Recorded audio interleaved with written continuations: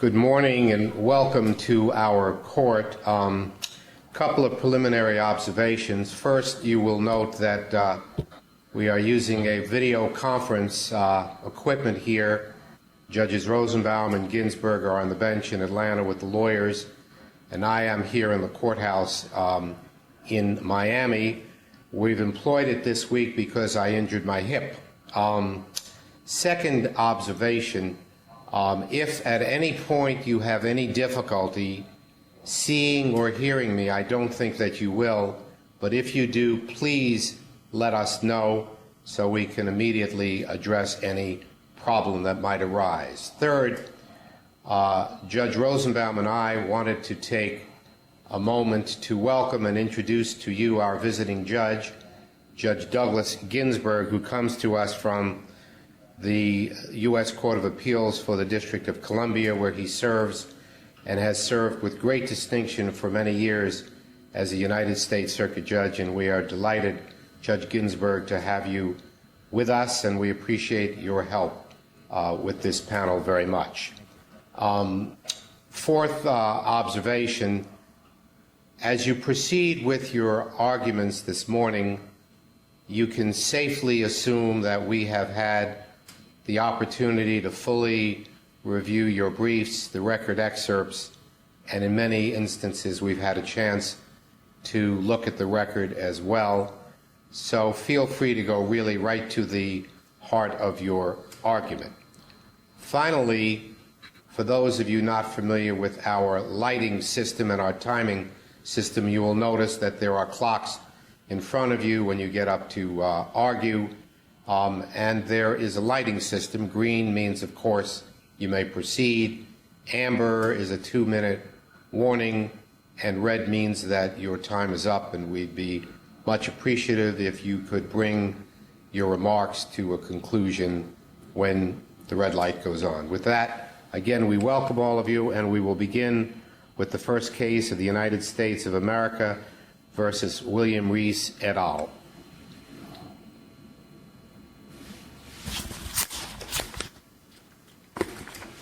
Good morning, Your Honors, and may it please the Court. I'm Thomas Burns, and I represent Robert Marshall. Let's talk about Batson and Rule 404B. There are two Batson issues here. First is whether this is a prong 2 or a prong 3 case, and the second is harmlessness.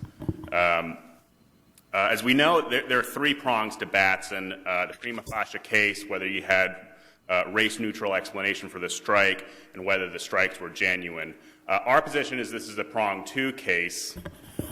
Can I don't know what's going on. I think you're right that there was error with Batson, but I think under our circuit precedent that it would have to be harmless because Ms. Rogers was otherwise a qualified juror. Why is that not the case? Well, there's actually 2 parts to that. Last night, and I apologize that this was so late, I just wasn't able to do this before, but I found a case where you did say we're going to reverse on prong 1 and we're not going to consider harmlessness. And so there's a question even of what is the prior panel precedent. It may not be Williams. Was that before or after Rivera? That was before Rivera, but my position is Rivera didn't change the rule. It said states and federal courts, do what you want. The Constitution doesn't require anything. And what this court had done before was that we're going to reverse Batson errors when they result in the seating of a juror who was peremptorily challenged. But was it before or after Martinez-Salazar? I don't know. When was Martinez-Salazar? Let's see. Well, do you know what date, what year? The decision I'm talking about is Central Alabama Fair Housing Center against Louder Realty Company. Oh. That's a 2000 decision. It was before. Okay, so before Martinez-Salazar. Okay, so my position is now that that is the prior panel precedent, and under this court's precedent, when you have that kind of prior panel precedent issue, you're supposed to follow your prior panel precedent unless the Supreme Court decision was exactly on point. And my position is Rivera and Martinez-Salazar are not exactly on point because they're just saying, do what you want. And we had already done what we wanted, which was we're going to automatically reverse those kinds of Batson errors. Except that isn't Louder based on Swain, and then Martinez-Salazar says that pretty much undermines Swain. I mean, I think that's what you need to address. That may be, Your Honor, but it's not exactly on point. And if you're wrong, then you've got to wait until the Supreme Court says, no, sorry, you're wrong. But you need to follow your prior panel precedent. And my position now, I'm sorry that it's happening late, is that this is the prior panel precedent, and you got to follow it. But let's assume that you don't do that, and you say, sorry, Mr. Burns, you're wrong, and we're going to apply what we think Rivera and Williams did. And then I'm not sure that this did result in the seating of a juror who was qualified. We raised a number of issues at trial that the juror was biased. She's an organist at a pretty conservative church related to victims of burglary, knew Ms. Hardwick, knew the sheriff and his wife, and I think those are good bases, and I'm not sure that when the judge tried to... Why, counsel, would that be enough to suggest that she was otherwise unfair and impartial? She played an organ in a Baptist church. As the district court observed, there was nothing terribly unusual about that. She had served as a juror on a prior occasion. Didn't strike me that that was something that jumped off the page and suggested that she couldn't otherwise be fair and impartial. What is it in particular, if we get to harmless analysis, suggested that she could not otherwise be qualified, i.e. a fair and impartial juror? I think it's the implication from that, those facts. The organist at a conservative church I viewed as a proxy for what her politics were. And if her politics are very conservative, she'll favor law enforcement, and if she favors law enforcement, she'll... Let me see if I understand. The hypothesis is if a woman belongs to a Baptist church and she plays the organ, and the church is arguably conservative, although I'm not sure I know exactly what it means, but let's assume we give it your common meaning, that she must otherwise be politically conservative, and therefore she would be unfair and partial? That seems to me the attenuated link of those hypotheses. You understand why I raise it? I do, Your Honor. That's what I've... It's not a terribly compelling... You understand, it's not a terribly compelling argument of partiality. That is our... What else do you have? That's what we... Yeah, what else do you have besides... Yeah, what else do you have, though, factually, beyond the playing the organ in a church and sitting on a jury once before? The fact that she knew the sheriff and his wife, but that wasn't that wasn't explained as a reason for the strike. It was just a fact that came out during jury selection.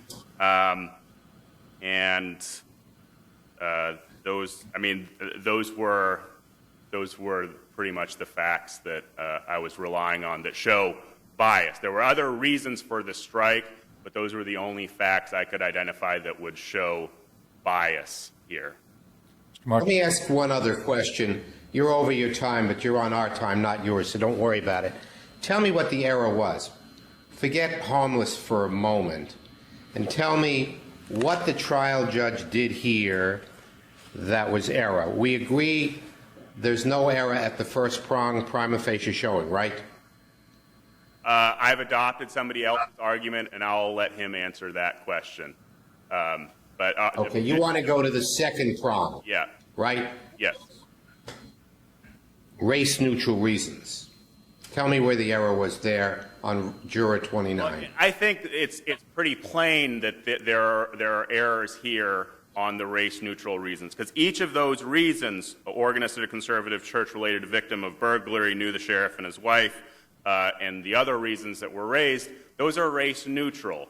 And it can be silly, superstitious, whatever, a gut feeling, and that's good enough. That qualifies as race-neutral. So I think to the extent this is a prong 2 ruling, it's incorrect, and that's a problem. The question then would become, let's say you conclude this is not harmless, and what do we do now? What's the appellate remedy? And I think the appellate remedy is you have to vacate the judgment and remand to the district court. It's like, you need to finish your analysis. You need to go to prong 3, maybe hold an additional hearing, and decide whether these strikes, the reasons for the strikes that were provided were genuine. And I think that's a fair remedy here because, like, one of the government's positions is, oh, this is prong 3, they're doing this on genuineness, and we know that because of the context of these prior rulings. I think the context goes the other way.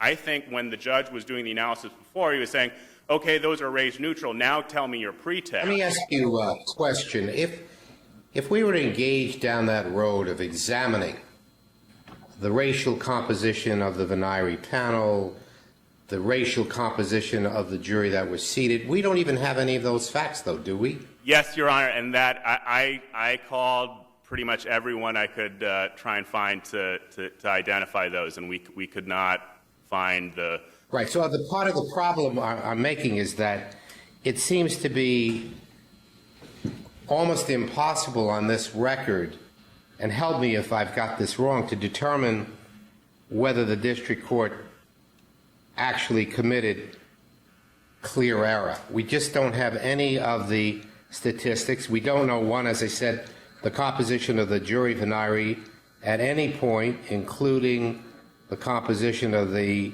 seated jury. We don't know the percentage of white jurors that remained in the uncalled Venire. It seems to me that it would be impossible for an appellate court to make that kind of analysis, even if theoretically you otherwise might be right.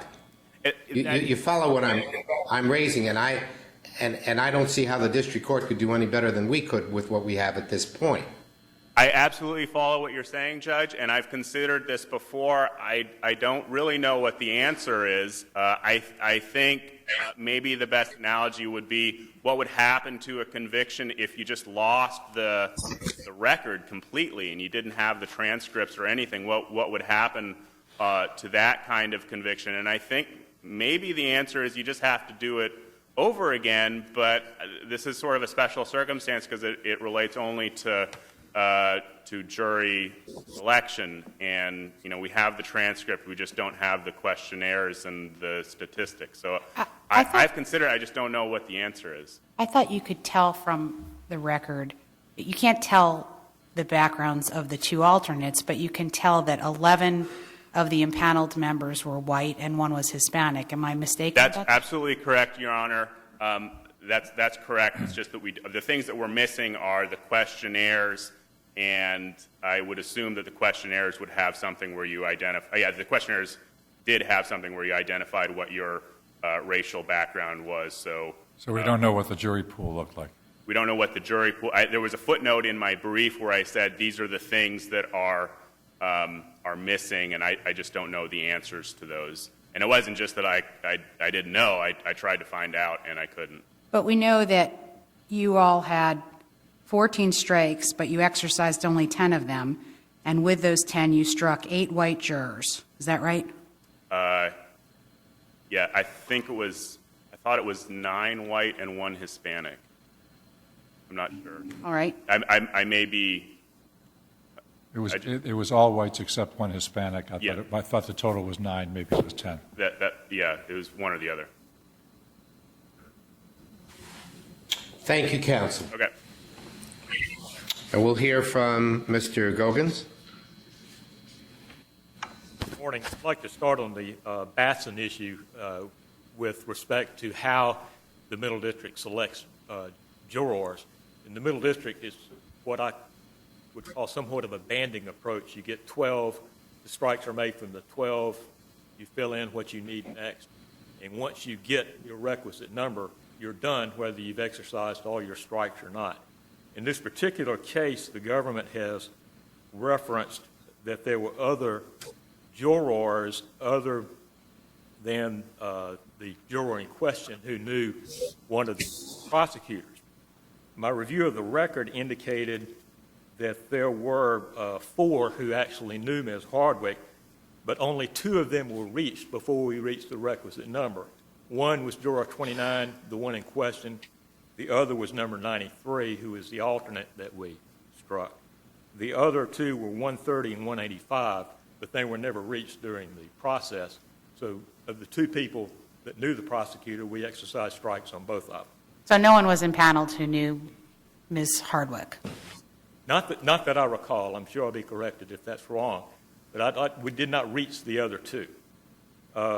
Government has also mentioned in the district court as well as in brief the fact that Juror 29 had met Ms. Hardwick some 30 years ago. Now, they're saying, well, that was a long time ago. My response to that would be, I might remember somebody I met week before last, but if it's somebody I met 30 years ago, it must have been memorable. So actually, I think that militates in our favor.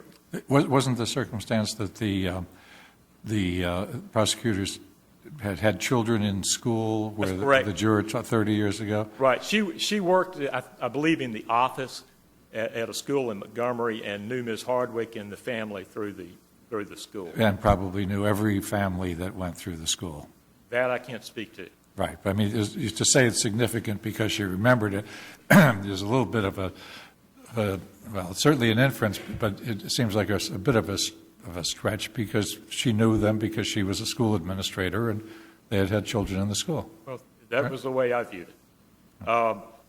As to any distinctions between this case as well, why is this juror somehow viewed as not fair when perhaps a juror, for example, the one in Williams, was seated and that was held to be harmless error.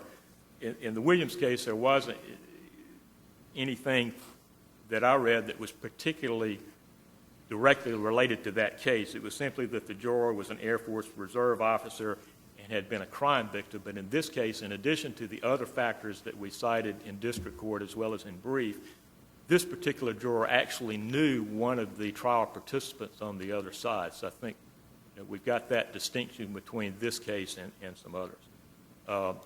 Also, somewhat of a housekeeping matter, for some reason, Mr. Pettis has a separate case number which was consolidated.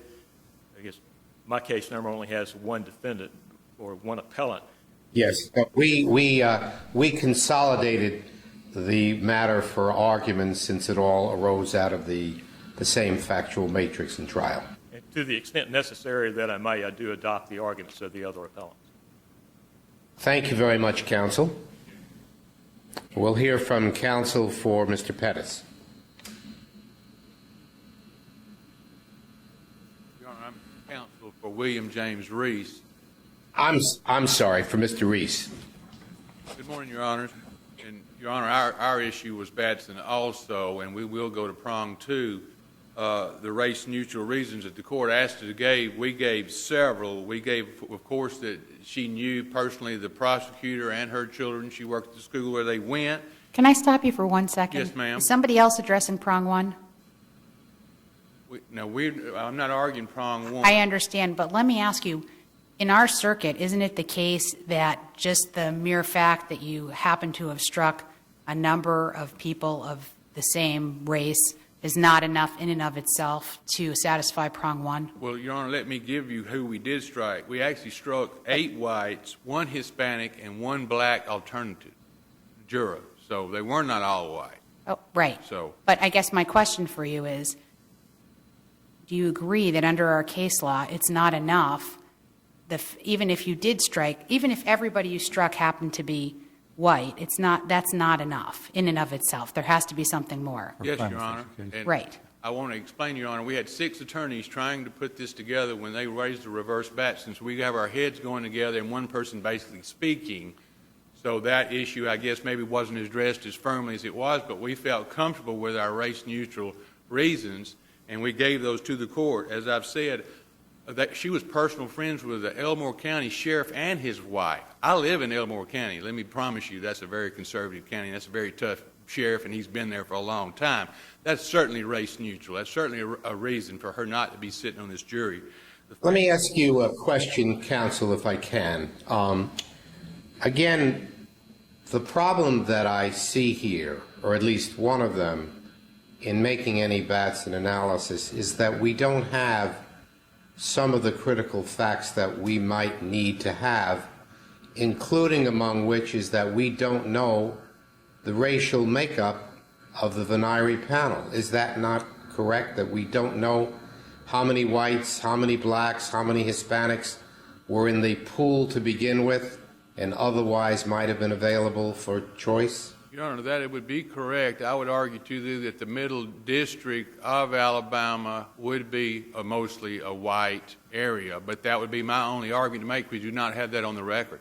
But in any case, The reason I raise it, I'm sorry, the reason I raise it is if the jury was 96% white and you struck 8 whites, you look at it with one coloration. But if the percentages were sharply different of what the composition of the panel was, then you might be able to draw different inferences at each stage of this analysis. And I'm just concerned that the parties have not provided us with what seemed to me to be pretty important data on this question. How do we get around that?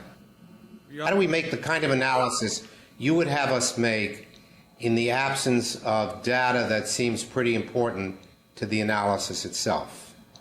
Well, Your Honor, the fact that this lady's been on 3 prior juries, one being a federal, she came back with a guilty verdict on that, was the foreperson on 2 of these juries, became the foreperson on this jury. I felt like we had a vigilante foreperson right there. When we set that jury, we had lost this case. but can't we compare the percentage of white jurors that you all struck, well, the percentage of strikes that you used on white jurors versus the percentage of white jurors that were ultimately on the jury? And for that, since you all exercised 8 of your 14 strikes on white jurors, that's 57% of the strikes that you used on white jurors. But the jury that was ultimately seated was 91.7% white.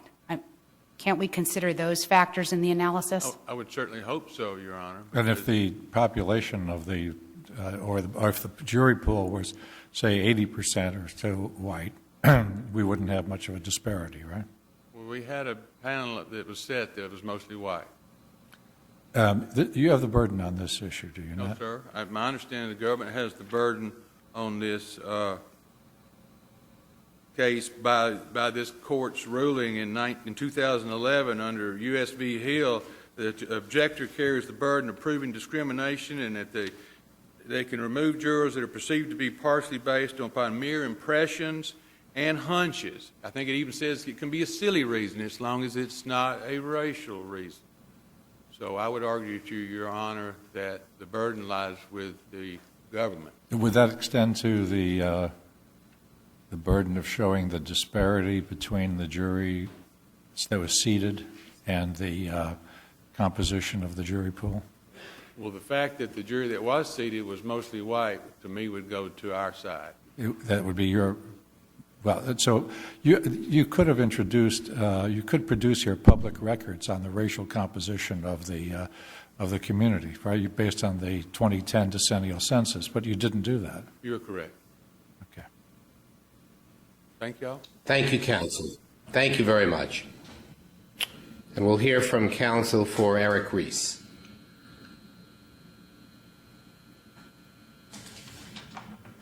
Good morning. I'm going to adopt the arguments that were made by counsel on the Batson issue. I had 3 issues. However, the only thing I could add to that Batson issue is that if I recall correctly, we were required to turn in all of the Venari information and that we were ordered not to keep that. That's my best recollection of that. I don't recall if I even saw that in the record or if that was some other order that we were given and told to do. So unfortunately, what you're asking for is, to my knowledge, not in the record. As to the other issues that I have briefly, I had one about the Ford issue where they allowed him to be a lay witness. My concern with that is that he was not participating in the phone calls. His relationship had been based on conversations with, I believe, Davis and with maybe James Reese, and those were from 13, 14 years ago when Eric Reese had been in prison, I believe, for 10 years. So I thought it was too far removed, shouldn't have been used. I made those objections and stand on what I put, in my brief. On the other one, my other issue is about the Alene, and all I can really say on that is I think there's been a new addressing of that case, but it just concerned me that a jury, when the government asked for a specific value to go to the jury that was, that the indictment said 5 kilos or more, the government asked very specifically that the jury have to assign a value. The jury came back and assigned a value for my client for 500 grams or more, but when we get to the sentencing hearing, the judge, of course, with the guidelines, he's enhanced both with the gun, which the jury, my client wasn't even indicted for, the jury never found him guilty of. He was enhanced both with the gun and with, the judge found 5.5 kilos. They were asking for 50 kilos or more, so the judge at least did come down to 5.5 kilos. It just concerns me at any time that if you ask a jury to look at the specific value or quantity and they come back and say, we found you guilty of the conspiracy, but this is all we found you guilty of, it just doesn't seem right to me. I know everybody submitted the case law, I'll lean in the other, but it doesn't seem right to me that it should be allowed to enhance that at sentencing. If the jury addressed the issue, I feel like it should be left at that. And I'll be honest, I can't even remember right now. It is related conduct, yes? Yes, Your Honor. And I'm with on that and looked at Eileen. I know Eileen's had another that's been addressed. You know, all I can say to that issue is that it just, you know, if the court wants to step out and if it bothers you, it bothers me. And then if you had any questions on anything else. Thank you very much, counsel. And we'll proceed with the last of the defendants, Mr. Blevin, on behalf of Willie Jerome Davis. Good morning. Your Honors, Good morning. I represent Willie Davis. We have two particular issues to Mr. Davis only. I will briefly address those.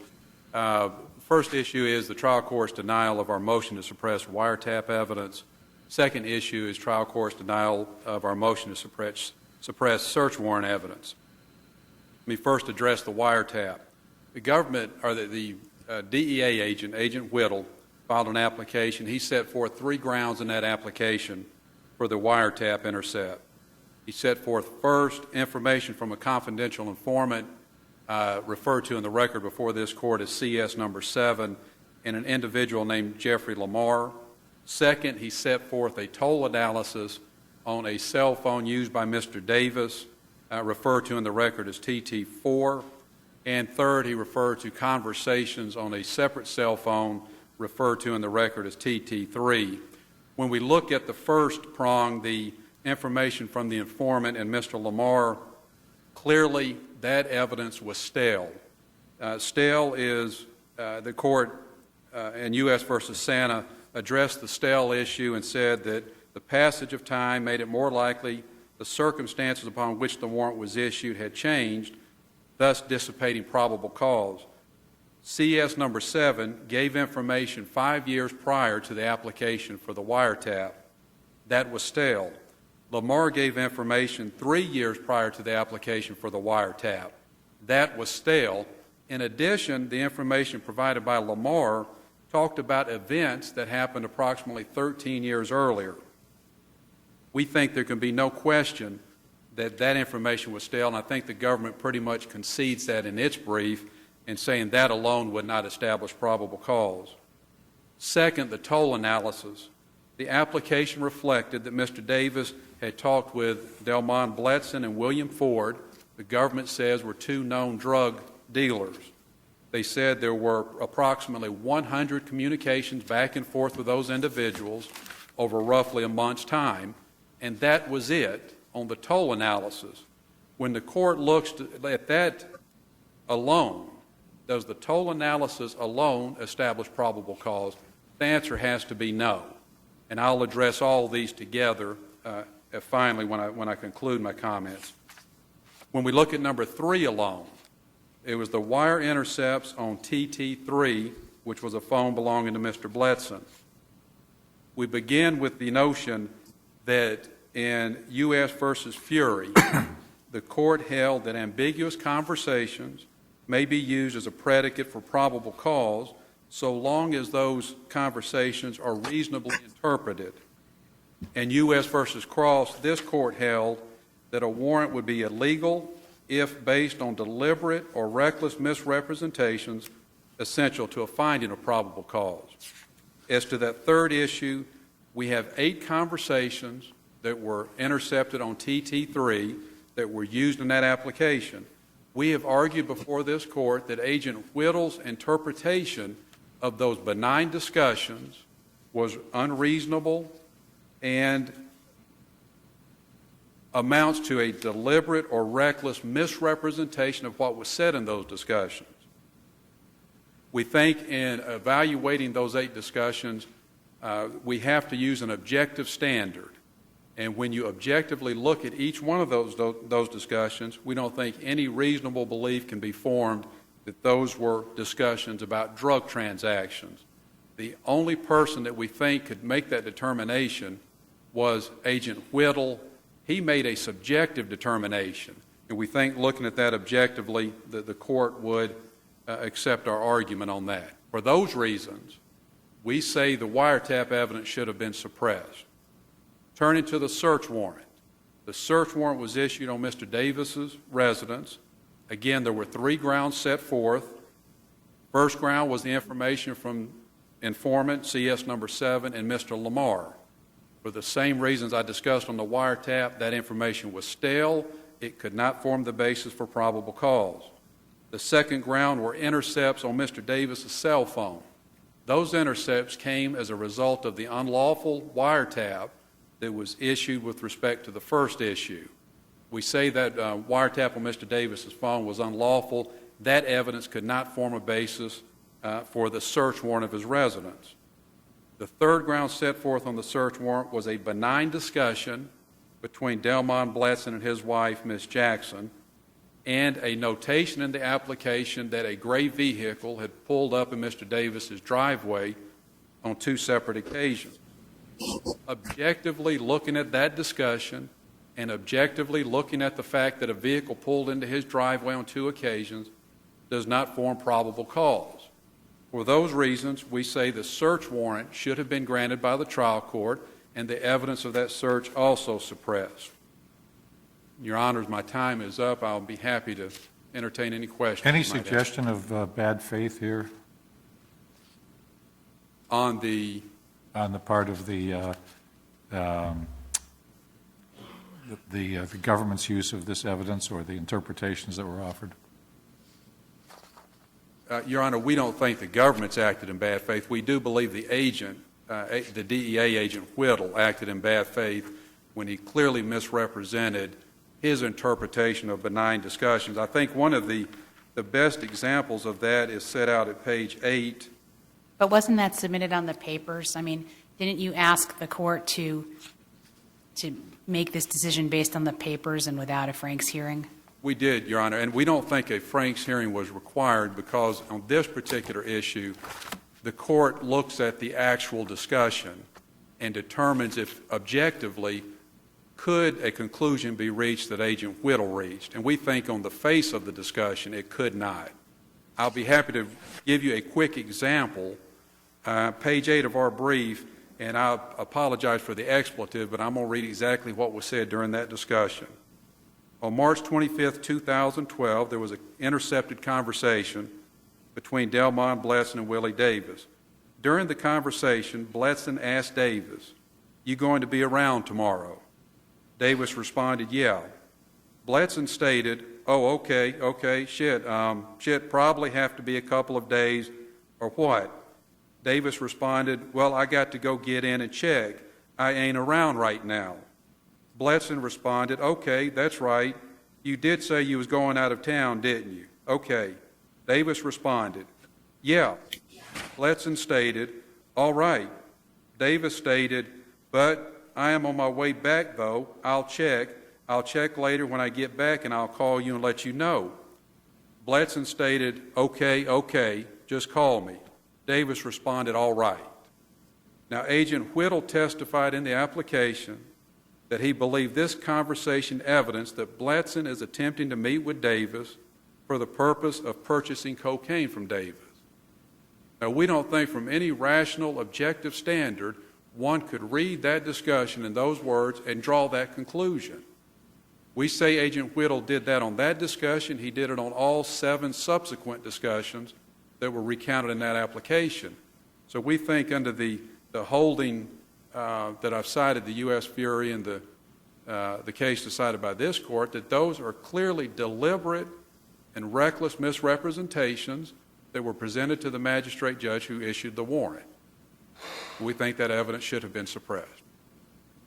Thank you, counsel. Yes, sir. And we will hear now from Gray Borden for the United States.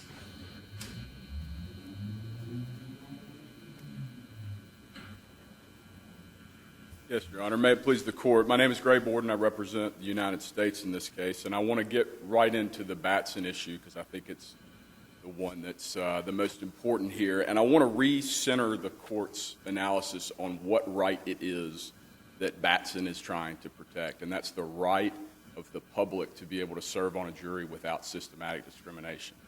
And that's the right that we as the government were trying to vindicate in this case.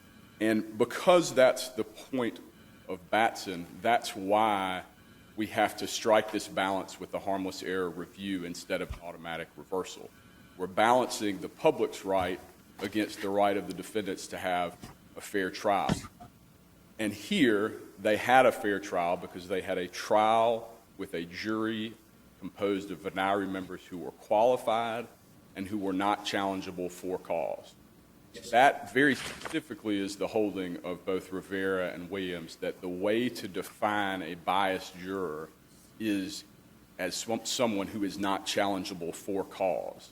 And there's been no allegation in this case that Juror 29 was challengeable for cause. If she had been, she would have been at the trial level. Instead, we have potential inferences of bias. And if we're to allow that to be the definition for when the jury or the juror is biased, then you get right back into, for all practical purposes, an automatic reversal, because the defendant will always be able to conjure up some fact that could potentially lead to an inference of bias. So that's why we have the framework that we have. And in that light, it's clear that the peremptory challenges are more of a means to an end, and the end is what we achieved in this case, which was a qualified jury composed of people not challengeable for cause. Now, I want to address whether or not there was error, because I'm not willing to concede that there was error in the court's Batson analysis. What did you have at the first prong, besides the fact that 8 white jurors had been stricken? We had the pattern of strikes, and that was combined with the race of the defendants. You had 6 black defendants, and you had a pattern of striking white venire members. And How is that anything more than that everybody who was stricken or that everybody who was stricken was white? I mean, it seems like that's not enough under our case law. You know, the way I read the Walker case, and maybe to a lesser extent Robertson, is that that can be enough. That those facts combined with the court's observations about the questions asked during voir dire can be enough. There's nothing about the questions that were asked during the venire, though. There's nothing in this record that explains why, and you all didn't say anything. All you said was everybody who's been stricken is white. So how do we get enough to get prong 1? Well, and I agree, Your Honor, and that's a good lesson for me as a frontline prosecutor to put that in the record next time. And I want to respond to an earlier... But if it's not in the record, how can we consider it? Well, if it's not in the record, then it can't be used to show that there was clear error, would be my position. But Let me ask you a follow-up counsel question about that. Suppose, hypothetically, the venire panel began with 50 jurors, and of the 50, only 8 were white, and the rest were either Hispanic or African American. And you struck. There was a strike to all 8. Would that be enough to establish a prima facie case? Every white on the panel was struck. it could be if you had circumstances like a clear racial division among the defendants that was in line with that pattern. Right. Let's assume that that's, or flipping it around, suppose the jury venire was of 50, you had 8 African Americans and the defendant was black, and the government turned around and struck all 8 African Americans from the jury of 50. Would that not be enough to flag an issue and meet a burden on round 1 for a prima facie showing? Your Honor, I would agree that it could be there. And, I think it's critical that when that prima facie showing, based on the pattern, was made in the court below, there was no objection by the defendants, and we moved immediately into the second step. Right. So do we have, I take it the answer is clear that we do not know what the composition of the entire Venire panel was, do we? That's correct, Your Honor. We do not have that in the record, and I would also like to correct a statement that was made earlier. I was trying to find the record support for the composition of the jury as it was eventually paneled. I know that it was not 11 white and 1 Hispanic. That is not accurate. My memory is that it was racially mixed, and it was close to a even split between black and white. But again, that is not in the Right, but I don't have any record evidence about that. That's correct. I just wanted to make that clarification. You understand, I'm not quarreling with your representation as an officer of the court, but I just don't know. None of the parties have seen fit to give me that data. I would agree, Your Honor, and we would say that further underscores the fact that there can't be a finding of clear error in this instance. I'd also like to move to the second and third. Before you do that for 1 second. Yes, sir. You mentioned a moment ago, pardon me, that the defendants did not object at the time when the jury was seated. And you mentioned that twice in your brief as well. What's the significance of that? Are you arguing for plain error?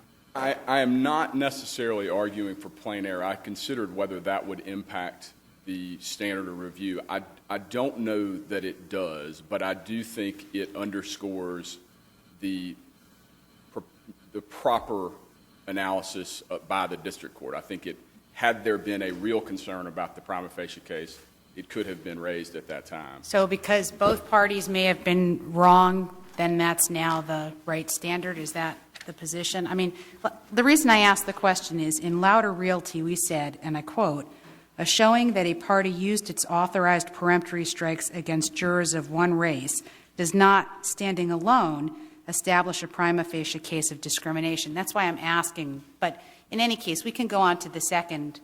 Let's go on to the second prong. For the second prong, the question I have for you is, why were these not race-neutral reasons? Facially neutral reasons, I should say. Correct, Your Honor. And I would say that while the court's holding that they were not facially neutral reasons is certainly imprecise, the context for that holding, both with respect to this Batson analysis and the other 7 Batson analysis, makes clear that that was actually a holding of pretext, not a holding of the facially neutral reason. And you have to understand the progression that we went through.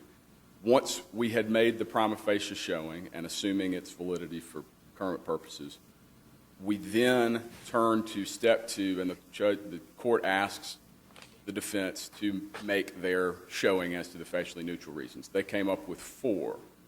And he immediately asked them a question that makes it clear he was moving to the third step. He asked them, well, what does the Board of Ed have to do with this case? That's clearly a question that... Didn't all of that, let me stop you, counsel, didn't all of that happen because it seems to me the process was more confused when they discussed Juror 29 than the others, because immediately after the appellants offered their race-neutral justification, the assistant U.S. attorney interjected saying, "Judge, may I comment?" And then you proffered an argument regarding pretext before the district court, ultimately ruled that it didn't find any racially neutral reasons and granted the Batson challenge. That's the sequence, right? After the court asked that question about the Board of Ed, it was, to me in the court, it was clear that we were moving into the third step, into the pretextual analysis. And we did that. The problem is the record is not clear, but I think it does suggest that prongs 2 and 3 were conflated because of how the argumentation developed. Is that a fair statement? I agree, Your Honor, and under Robertson and other cases in this circuit, I don't see the collapsing of the second and third steps to be clear error. And to find that it is here would really be elevating the form over substance in a way that this court doesn't do very often. This is, in this context, there are 8 Batson strikes. In 5 of them, the judge explicitly used the word pretext. And that made it very clear that he understood the analysis. In addition to that, what we're discussing when we talk about whether those reasons had been applied discriminatorily or were, actually used on similarly situated black jurors, what we're talking about is the genuineness or the pretextual nature of those reasons that were stated. And it's significant that after we got through those first 4, which were not applied universally to black and white jurors or were, for all we can see in the record, in no way related to the case, this idea of her working for the Board of Education, the court asked for some input from the appellants on how that impacted their jury selection and got no response at all. And so once we've already been through those first 4 stated reasons and seen that those appear to be very pretextual, that's the lens through which the court looks at the next version of the stated reasons. And it was just a series of conjuring up new reasons that I think was very persuasive to the court in finding pretext. So to sum that up, but there was no credibility there was no express credibility determination. Isn't that fair to say? I would say that's correct, that it was not expressed properly. Well, there's none. I mean, there's no finding where the court says, I do not find the reasons offered by the defense to be credible. There's nothing like that. And, Your Honor, the substance of the argument and of the court's findings would indicate that that is what the finding was ultimately when he said, I find that there is no face-neutral reason. But I agree that that is not stated correctly. He doesn't say, I find that these are pretextual. He just says, I don't find that to be a facially neutral reason, right? Absolutely. I agree with your characterization of the record. Again, though, I don't think we need to even go into the clear error analysis because we have a qualified. What's our standard on the harmless error? On the harmless error, what is the controlling? Let me rephrase my question more artfully. What is the controlling law in this circuit about harmless error? Both Rivera and Williams in this context are controlling, and they hold that it is not harmless error unless there was a juror that was seated who is not qualified. I'll turn now. I think you mean the opposite. Would you restate that? Yeah, well, then I must have stated it incorrectly, so let me try that again. Both Williams and Rivera hold that the error is harmless unless a juror was seated who is not qualified or who is constitutionally biased, that is, challengeable for cause. And what is your position on the defense's argument that Williams is not good law and we're bound by Louder? Your Honor, Rivera very clearly holds that automatic reversal is not appropriate. I do think there is maybe some argument that prior to Williams, there was not a mandate from Rivera that harmless error is the resulting standard, but there is certainly the rejection of the automatic reversal. And that's what Louder used, was the automatic reversal rule. So Rivera has overruled it. And this court should follow Williams for any Batson analysis moving forward. All right, I only have a few seconds, and I'll address very quickly this issue with the wiretap suppression. What you heard today and what you've seen in its briefs is an argument that tries to compartmentalize the probable cause in a way that is wholly inconsistent with the totality analysis. And I'll also respond, certainly this is the first time there's been any argument that there was bad faith sufficient to overcome Leon. And if there had been, that could have been something that was dealt with at the trial court level with the Franks hearing, but that was expressly disclaimed by the defendants. So we are left in a position where there is no basis for finding clear error there. Thank you, counsel. Thank you. I'm sorry. I was only, I didn't mean to cut you off. I was only going to say that my time was up, and I'd ask that you affirm. Thank you again. Mr. Burns, you have a minute left on rebuttal. The government has misstated the holding of Rivera. I'm going to read directly from that opinion. It says, states are free to decide as a matter of state law that a trial court's mistaken denial of a peremptory challenge is reversible error per se. So the Supreme Court was saying, do what you want. We don't care. The Constitution doesn't require any rule one way or the other. And the problem is that Central Alabama did what the 11th Circuit wanted before Rivera. That is the law. That is the prior panel precedent. You don't apply harmless error here. There's been a lot of questions about prong one and the statistics. My only, I guess, solution to that is, maybe we do a motion to supplement the record and see what the trial court remembers or the lawyers remember, but we just don't have those statistics.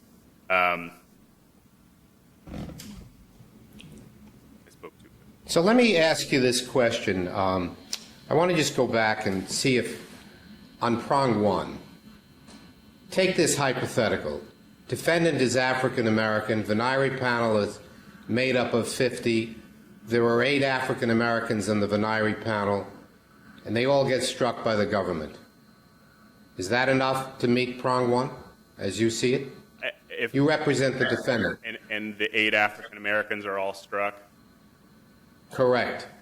I think it probably would meet prong one. In that case. I think what's more likely, the hypothetical here, is that we had a Venire panel of 50 and 40 of them were white, and then we had, I was mistaken, it's the statistic we said earlier, 8 struck whites and one African American and 1 Hispanic. But in that case that Judge Marcus presented, you have something more than just the mere number of people who are stricken, right? You have the fact that every African American on the panel is stricken. Yeah, you are going after them, and I think the inference can be drawn. Right. What you have, counsel, what you have are 2 statistics. One, the makeup of the underlying panel, the entire panel, and 2, the numbers struck. Here you have the latter but not the former. We can speculate that the number of whites must have been greater than 8, but we don't know that on this record.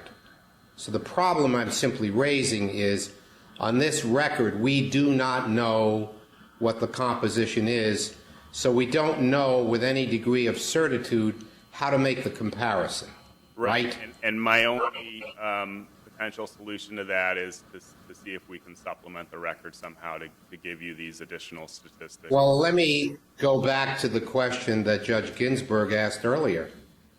Doesn't the burden rest with you? I think... Shouldn't you have, or putting it more sharply, shouldn't you have come in with those statistics? It wasn't impossible to do that. You could have come in and said, here's the panel, there were 40% were African American and 60 were white, or 50 and 10 were Hispanic. You could have done that or made some effort. We don't have any of that here, do we? At this time, you do not. And I think at trial, it was the government that had the burden to establish this, but on appeal, it's, I think, our burden because of this. Right, but let me ask you a question. When the challenge was made, and the government proffered what it purported to believe was prima facie, before you got to round 2, to look at whether there were race-neutral reasons, did any defendant object and say, Government hasn't met its burden on round one. No. Government hasn't established a prima facie showing because statistically the mere fact that that 8 whites were struck tells us nothing, because the panel had 3 times that number of whites left, or for any other reason. No objection, right? There's no objection. Okay.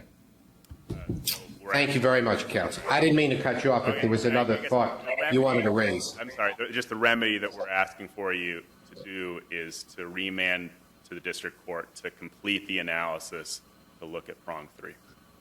Thank you. Thank you very much. And Mr. Gogans, you reserved a minute.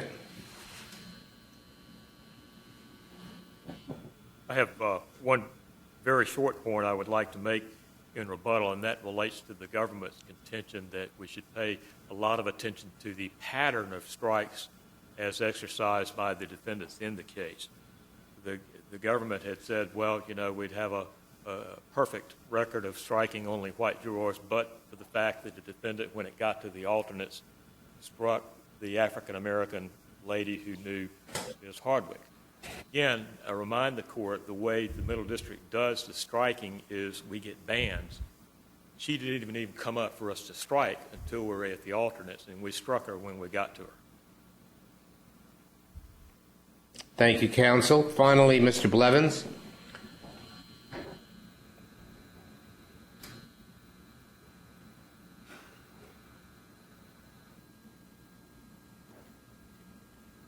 Your Honor, I feel a bit out of place. The focus here is on the juror, but let me turn back to the search warrant issue.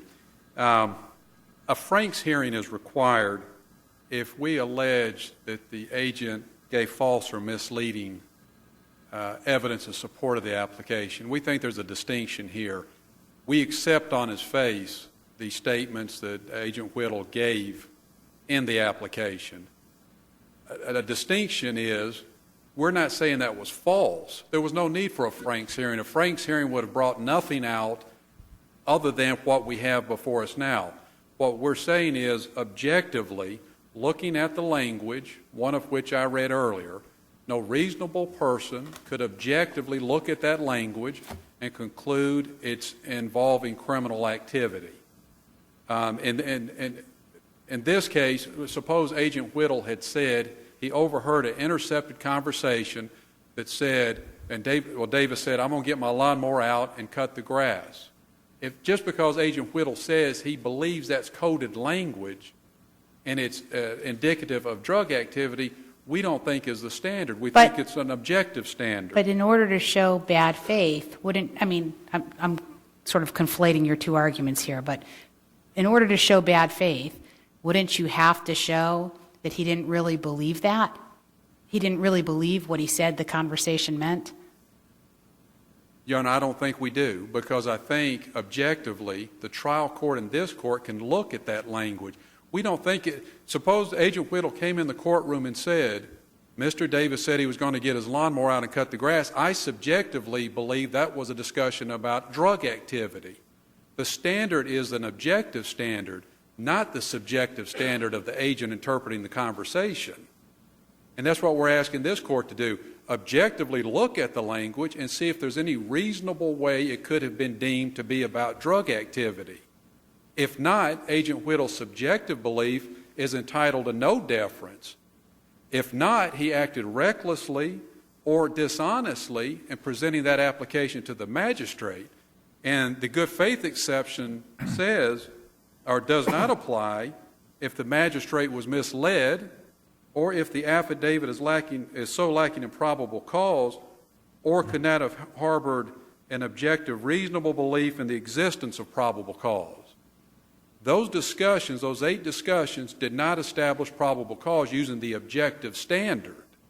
If you exclude the stale information from CS number 7 and Lamar, which should be excluded, you're left with simply the toll analysis, which says nothing other than a number of calls were made between particular individuals, and we don't believe that standing alone or in conjunction with the others is sufficient for probable cause. Thank you. Thank you, counsel, and thank you to all of the lawyers. And I did want to take a moment. I noticed Mr. Burns that you were court appointed for Mr. Marshall, and we very much appreciate you taking on that burden. Thank you. And I noticed as well, Ms. Smith, that you were court appointed for Eric Reese, and we appreciate you taking on the burden as well. We will proceed to the next case, Porter Capital versus